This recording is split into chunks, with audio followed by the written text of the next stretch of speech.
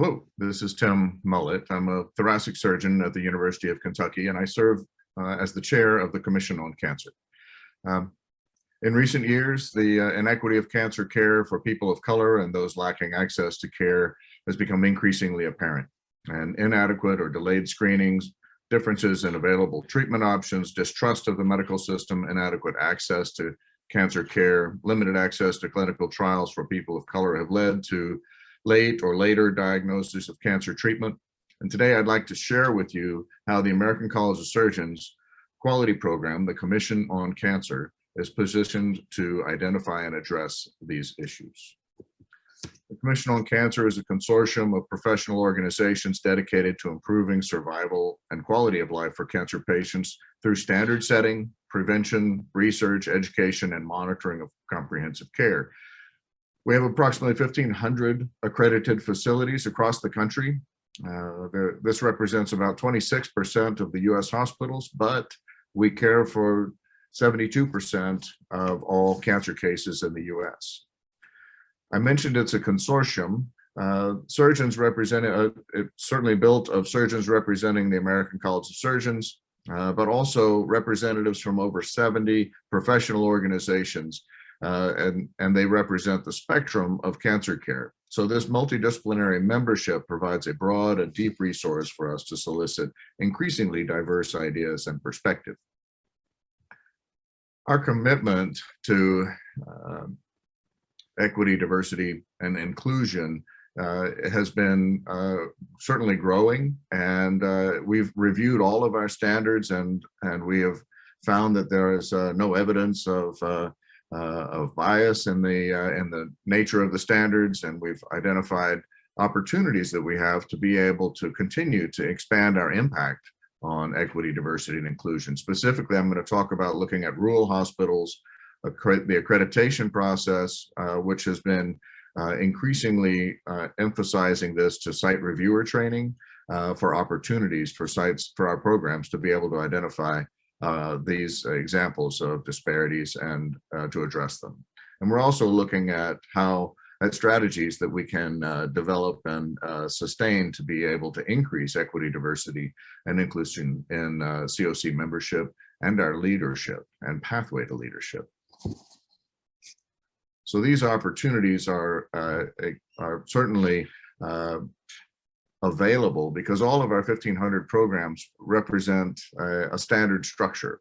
The Cancer Committee, the multidisciplinary tumor boards, the idea of credentialing for physicians, nurses, and registrars, all are part of our standards, and they provide a standard platform that every program is built on, and that allows us to be able to develop common opportunities for improving these.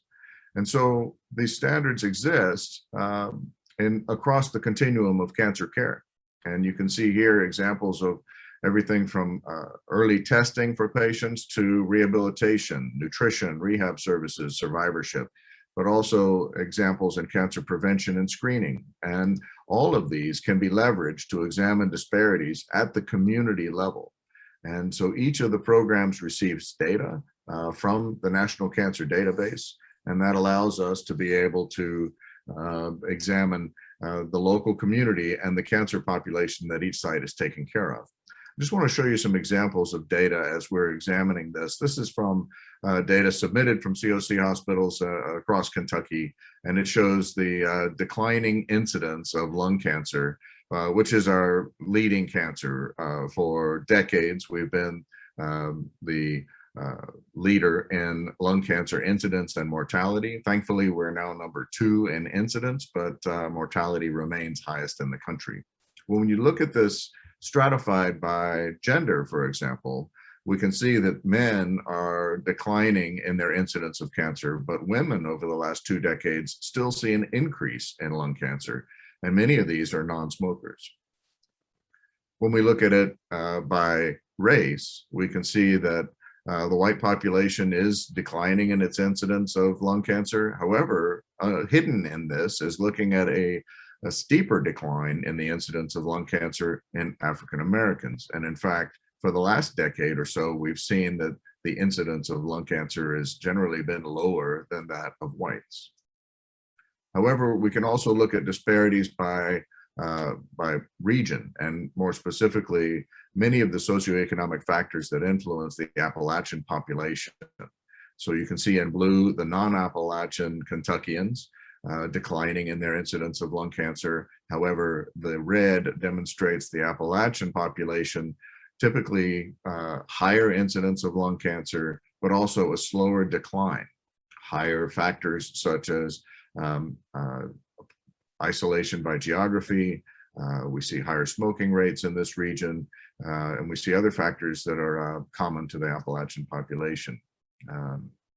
When we look for disparities, the National Cancer Database delivers to each program data that can be stratified. And for example, this is looking at my facility at the University of Kentucky and looking at lung cancer by stage, stratified by race. And so on the left, we can see the Caucasian population with 33% of our patients treated with stage 1 disease and 34% with stage 4 disease. And as you go to the column representing, the second column representing the Black population, it's a lower incidence of early stage disease and a higher late stage disease. And further, the Hispanic population, which is increasing in Kentucky, is seeing very low rates of early stage disease and 50% incidence of late or diagnosis of late stage lung cancer. So stratifying by this data is important to demonstrate disparities, and we can tailor strategies now to improve access. For example, identify language barriers, look for educational opportunities that are specific to these populations. And each of our 1,500 programs has the ability to look at data like this. Our standards also examine quality. When we look at quality improvements and quality improvement measures, we have opportunities for quality improvement initiatives that can be driven by disparities, as well as research opportunities. So identified disparities can be measured for improving using these standard methodologies. This is just an example of looking at rural populations, and these are facilities that we support in a network that we represent across Kentucky, generally rural population, generally rural facilities. Many are smaller facilities. And the gray bars show what the application or what the compliance with certain quality measures listed here represented before we had CoC support, Commission on Cancer Support. And the blue bars show statistical improvement in their compliance with each of these quality measures, and outcomes are shown to improve with improved compliance.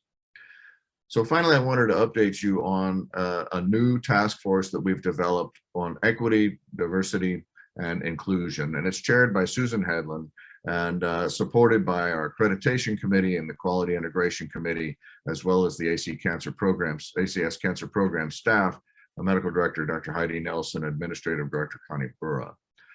So the task force has had several internal meetings and has tried to examine how the CoC could address these areas using some of the tools that I've described. And recruitment from within the cancer programs for volunteers has taken place, and we're moving forward with meetings as we speak.